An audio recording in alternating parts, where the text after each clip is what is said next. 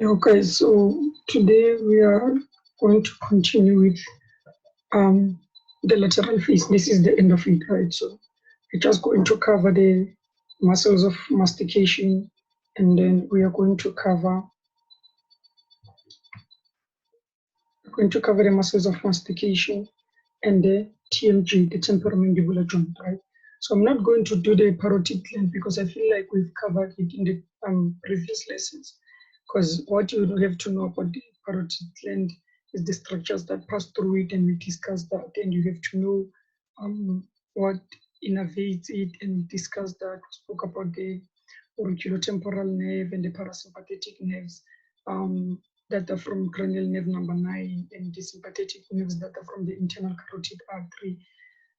So that's just about it. That's what you have to know about the parotid gland. But if you want me to do a separate video on parotid gland to go deeper on it and discuss certain stuff, let me know in the comment below. And then, yeah, guys, just subscribe and like and then hit that notification bell so that when I upload, you'll be notified. So without wasting time, what you're going to do today is muscles of mastication, right? So what you have to know, as you know in anatomy, with each and every muscle, what you have to know, you firstly have to know the origin, you have to know the incision, you have to know the innervation, the blood supply, and the action of that particular muscle, right?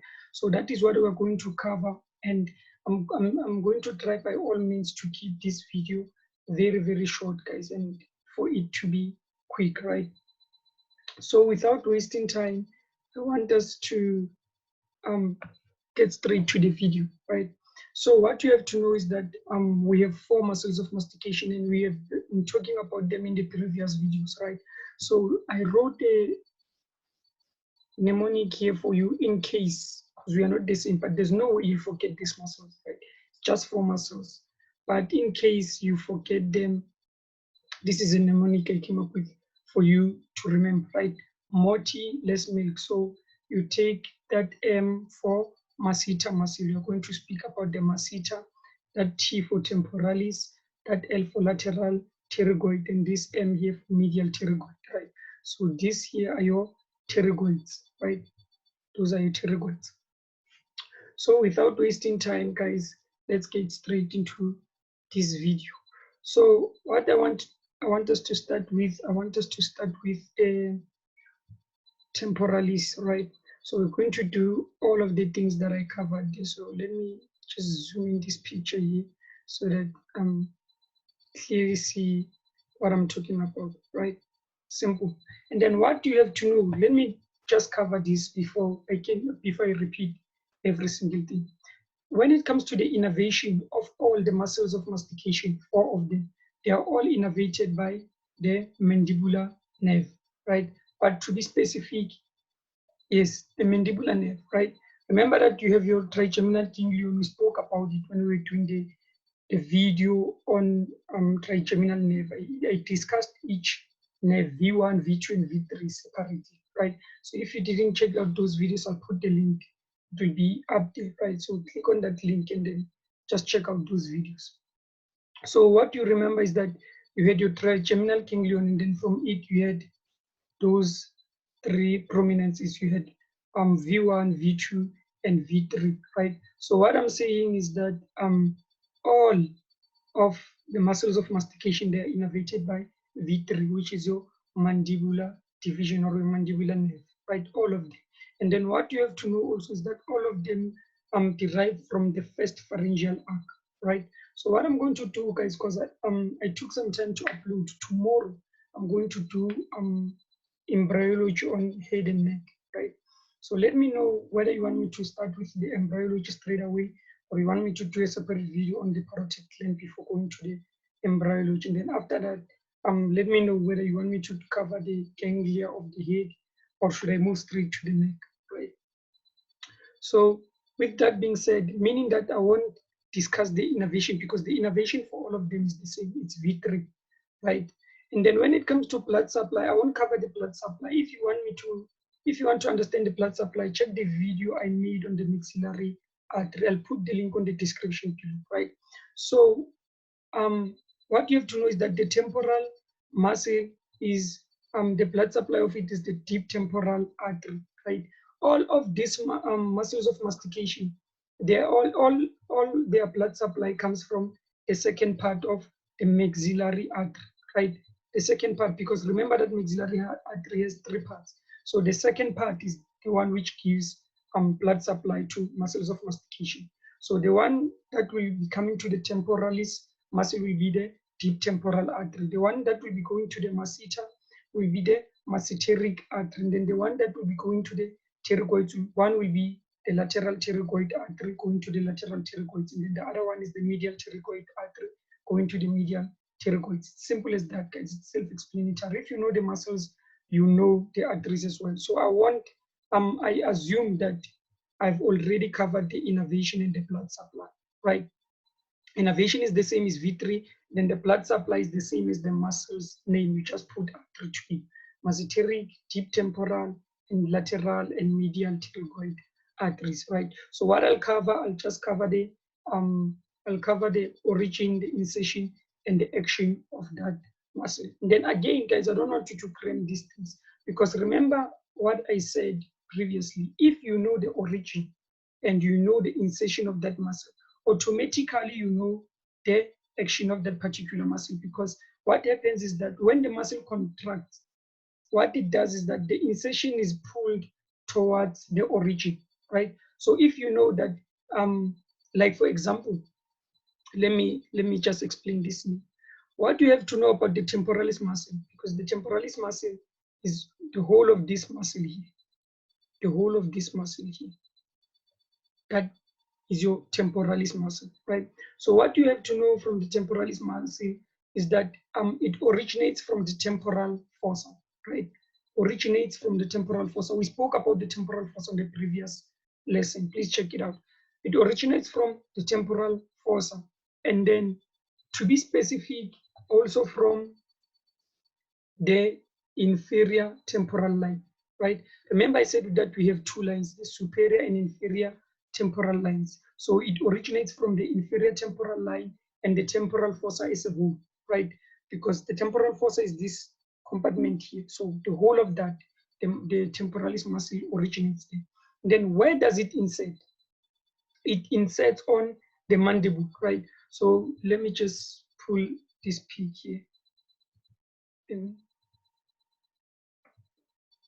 Jesus, sorry. So what you have to understand is that, yeah, I hope with that, guys, you'll understand. Let me just clear up this. Yeah. So what I want to explain is that it originates there from the temporal fossa and the inferior temporal line. Then it inserts on this process here. What is this process? It's the coronoid process, right? It's the coronoid process. And then we are going to do the mandible. This is the coronoid process. This is the condylar process. So it inserts on the coronoid process, right? So if you can imagine this, the coronoid process is somewhere there if we remove the masseter, right? So it originates there and inserts here, because you can see the whole of this muscle. It sort of like it condenses to this tendon here, and then it inserts there. So what happens? Because another thing when it comes to muscles, you just look at the fibers of the muscles. That will tell you the action of the muscle. You don't have to create, because if you can check, we have fibers that are going horizontally and fibers anteriorly to this muscle. These fibers go vertically, right? So what will happen is that this muscle, the whole of this muscle, because of these anterior fibers that are going vertically downwards, when it contracts, this origin will pull on it will pull up the coronoid process. So what it will do, it will elevate the mandible. Simple as that, because these fibers are going downwards. So the moment they contract, they'll pull directly, they'll pull this upwards. So what will that do? It will elevate the mandible. It's simple as that. Then what's the function of these horizontal fibers of the same muscle? They also insert here, because I said the whole muscle inserts here. So they will pull this muscle in that direction. It will pull it backwards. So it will be doing what? It will be retracting the mandible, retracting the mandible. So it's simple, meaning that the functions of the temporalis muscle, the action, two actions. The vertical fibers elevate, and then the horizontal ones put retract the mandible. Simple, guys. This is self-explanatory, right? I hope you understand. So you know the origin, that it's from the temporal fossa and the inferior temporal line. Then it inserts on the coronoid process, and then the action is elevation and retraction of the mandible. It's muscles of mastication, so they will all have something to do with the mandible, nothing else. They all insert on the mandible. That is what you have to, right? Done with the temporalis, right? So we go to the masseter. So when you're going to the masseter, what you have to know about the masseter is that it has two parts, right? It has the superficial part, which is the one we see here, and then it has this part that is shown here. That is the deep part. So it has the superficial part and the deep part. All of both of them, the mandible. So it will also sort of like condense, right? Not necessarily condense, but it will also. So what we have is, let me say, we have the superficial and we have the deep part, right? So they will all sort of like come to converge at this point. So meaning that the origin of these two parts, they won't originate from the same part, obviously. The superficial part will originate mainly from, what is this bone here? The zygomatic bone, right? And then the deep part will originate from the, what is this bone here? That's the zygomatic, the temporal arc, right? Or zygomatic arc, not temporal arc, the zygomatic arc, right? So the deep part will originate from the superficial part will originate from the zygomatic bone, right? Then they will all insert on the lateral surface of the ramus, because this is the ramus of the mandible, right? The whole of this is the mandible, but this here is the ramus of the mandible, right? So they will insert on the lateral surface, right? Because this is the medial surface or the inner surface. This is the lateral surface or the outer surface, right? So the masseter is outward, right? It's this muscle here. Right? If you grind your teeth, you'll feel this muscle. It's the strongest muscle of all the muscles of mastication, right? So it will insert there. And then looking at its fibers, this is simple, guys. Looking at its fibers, it has fibers that are coming this way, right? And these ones are going that way, right? So there's not much of a difference between these two fibers. What these fibers will do is that since it originates here and inserts here, when it contracts, this insertion point will be pulled towards the origin point. So meaning that it will also elevate the mandible. Simple as that. It elevates the mandible. That is its only action.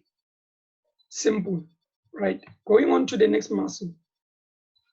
The next muscle we'll be looking at the pterygoids, right? So before we can even look at the pterygoids, let me delete this picture here, guys.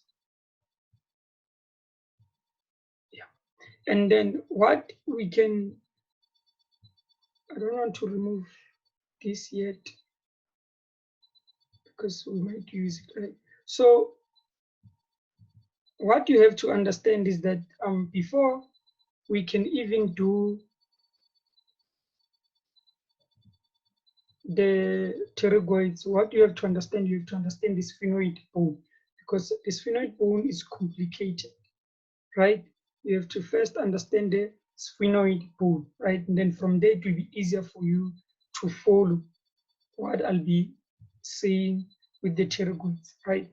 But what you have to understand is that both the lateral and the medial pterygoid, they both originate from the lateral pterygoid plate, right? I'm going to repeat.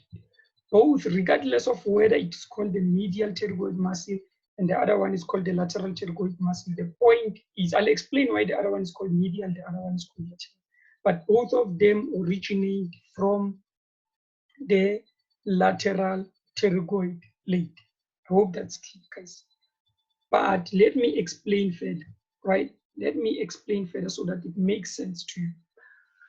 Here we are looking at the sphenoid bone, right? What we can see this green shaded things, those are your lesser wings of sphenoid. These ones, those are your greater wings of sphenoid, right? And then here, which is where we are interested in, right? We are interested in this area here, right? That is your pterygoids, right? Why pterygoids? Because we have two of them, right? We have two of them. We have this one and we have this one, right? So if you can check, this one is medial towards the midline, right? This one is lateral. So this one will be called the lateral pterygoid plate. This one will be called the medial pterygoid plate. Simple as that. Because of their positions, it's towards the midline. It's called the medial pterygoid plate, the lateral pterygoid plate. Now I said both the muscles, both the lateral and the medial, they both originate from the lateral pterygoid, right? Let me explain how, right? What you can see here on this diagram that I put here, these green ones, two of them, those are your lateral pterygoids. Then these ones, those are your medial pterygoids, right? But you have two of them, right? You have the superior part, then you have the inferior part, right? And then when it comes to the medial ones, you have the superficial one and the deep one. So the easiest way I remember these guys, and for you, I think it will help you for you, because you'll end up hearing some people saying that you have the deep and superficial lateral pterygoid. That is stupid. That doesn't make sense, right? So the easiest way to remember this is that medial has the letter D. So from that you take deep. If you have deep, you should have superficial. Simple as that, right? So you take that, meaning that the medial pterygoid has the deep and the superficial part, whereas the lateral has the superior and inferior parts, right? So if you can check,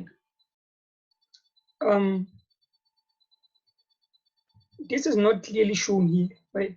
But where these two muscles are going, one, the superior part originates from the infratemporal surface of the great wing of sphenoid.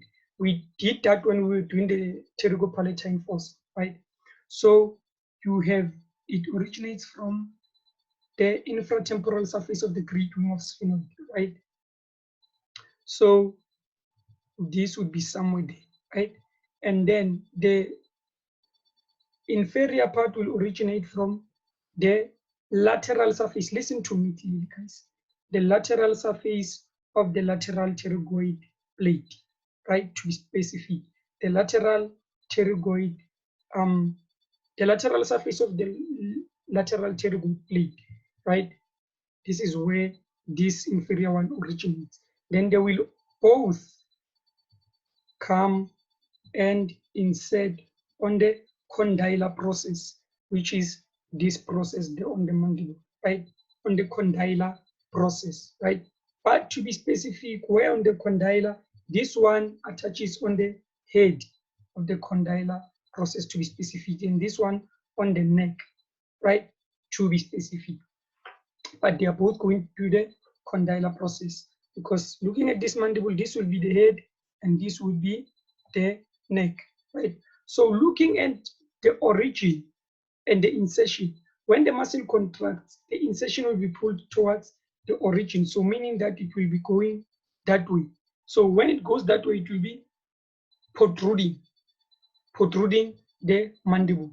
It will protrude the mandible, right? Mainly it protrudes the mandible. Simple, simple as that, guys. And then going to, remember that we said this is the lateral surface of the lateral pterygoid, where which muscle originates there is the inferior lateral pterygoid. So going to the superficial and the deep medial pterygoid. The superficial one, as you can see, goes to the maxilla. This is your maxilla, right? So it goes to the maxilla, even the palatine bone, right? I couldn't show it here, right? I couldn't find a suitable picture, but it goes to the maxilla and the palatine bone, right? And then it will insert on the inner surface of the mandible, right? So let me do this here. Let me try to do this so that it becomes easier for you to follow. Awesome. Right? So this is the inner surface, right, or the medial surface of the mandible. So they will both attach, the medial pterygoids will attach on the medial surface, right at the angle of the mandible, right? So right there. So what they will do, because they will be elevating, the origin is somewhere there, right? So they originate, they insert there, the origin is there. So the insertion point will be pulled towards the origin. What will that do? It's going up, it will elevate. Then it will elevate the mandible. Simple as that. Then the deep part originates from here. This is where, this is why it's called the medial, right? Because still on the lateral pterygoid plate, but the medial surface of it, right? So hence it's called the medial pterygoid muscle, right? Because it's from the medial surface of the lateral pterygoid plate, not the medial pterygoid, right? I hope you understand, guys, and I hope that makes sense. So meaning that the temporalis elevates and retracts, the masseter elevates, the lateral pterygoid protrudes or protracts, yeah, and then the medial pterygoid elevates. Simple as that, right? But we know that with that elevation and that retraction and everything, there can be complications, right? So to make it easy, that is where our friend TMJ comes in, right? That is where our friend TMJ comes in, right? So what you have to understand from this is that I want to make this as simple as I can. This, the whole of this here, that's your TMJ, your temporal mandibular joint. Why it's called the temporal mandibular joint? Because it joins the temporal bone with the mandible bone. So it's temporal mandibular joint. It's the joint, right? And you know that we have different types of joints. We have synovial joints, we have cartilaginous and fibrous joints, right? So what you have to know is that this is a synovial joint, right? This is a synovial joint. But to be specific, what type of a synovial joint? Because we have different types of synovial joints. To be specific, the hinge, right? It's the hinge joint. It's the hinge joint. Why? Because it elevates and depresses, right? But since it also retracts and protrudes and everything, it also includes other things. But what you have to know is that this is a synovial joint, right? So you know that synovial joints have a fluid, synovial fluid and everything that makes them complicated, but that's not the case. So I'm going to try and simplify it by all means, right? So this is your external auditory meatus. This is your mastoid process. And this is, what is this? Because I said the mandible, okay, the mandible was cut here. This is the coronoid process. This is the condylar process. And then in between, we have the mandibular notch, we have the ramus. And then I won't discuss the body and everything because they're useless in this case, right? But what I want to show you is that what we have is the if you can see this, this pen is not clear. Let me use a different color, right? I want you to see this. This here in red, that's your articular disc, right? So your articular disc divides this into two compartments, right? You can see this one, that's your superior compartment. This is your inferior compartment. So your superior compartment is mainly for protrusion and retraction, whereas your, not to say they function differently, right? But specifically, right? I don't know if you understand what I mean, right? The inferior compartment is for depression and elevation of the mandible, right? Awesome. I hope you understand that. So this articular disc, right, it's held by two ligaments, right? Because the temporomandibular joint has a lot of ligaments, right? Because this is, you can get a dislocation. Like, okay, let me explain something. This is your temporal bone, right? This region, this pointed structure here, we call it the articular tubercle. So this mandible, while the mandible is retracting and protracting, if this can move and come to that point, that is where we say that your mandible is dislocated. Because the main function of the articular tubercle is to prevent this condylar process from moving to past that point. It prevents it to move past that point. So meaning that when your mouth is closed, like when you're like that, that is when your mandible is most stable. When it's depressed like that, and then someone punches you while it's compressed like that, that is at its weakest point because the condylar process will be somewhere at this point. So if I knock you off while your mouth is open, it will be easier for it to be dislocated, right? And then once it's dislocated, what will happen to the muscles of mastication? They will spasm, all of them, they will spasm. And the only way to return them to their normal functioning is to go to at the level of the mole, right? You press it up and backwards, right? To move the condylar process from that level back to its original location, right? And then the temporomandibular joint is associated with mostly when people have pain on the temporomandibular joint.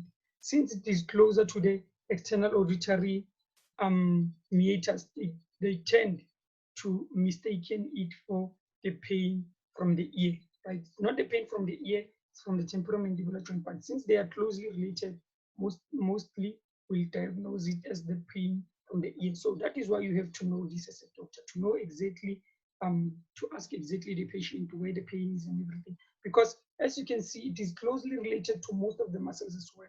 The temporalis, the lateral pterygoids and everything. So even if it's just a muscular pain, people will tend to think that it's from the ear because it's closer to the ear, right?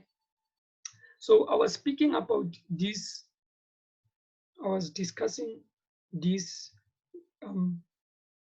ligament that's holding the articular disc. So that's the collateral ligament, or it's called the discal, right? It's also called the discal ligament, right?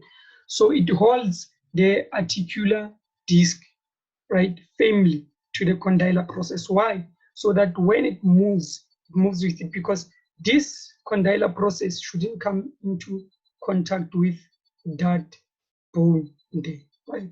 So this keeps it smooth. And some people, when they grind, you can hear when they open and close there and retract and protrude there, mandible, you can hear funny sounds, right? That is from the articular disc. Doesn't mean that there's something wrong with them, right? Because it repairs itself, right? Awesome. So you have the collateral ligament, then you have two other ligaments that prevent the mandible from moving too far side to side. Because what you also have to know, what I didn't mention, is that the lateral pterygoid, when the actions that I give you, like the protrusion and everything, the protrusion of the lateral pterygoid, that is when they both bilateral, on both sides, they both contract. But if it contracts on one side, that will allow the side-to-side movement of the mandible, meaning that if this side contracts, the mandible will move on the contralateral side, right? Awesome. And then you also have this ligament from, what is this process? That's your styloid process. Where is it going to the mandible? So this will be called the stylomandibular ligament, right? This one is going to the sphenoid bone, right? If we were to remove this, it's going to the sphenoid bone, coming to the mandible. So it's called the sphenomandibular ligament.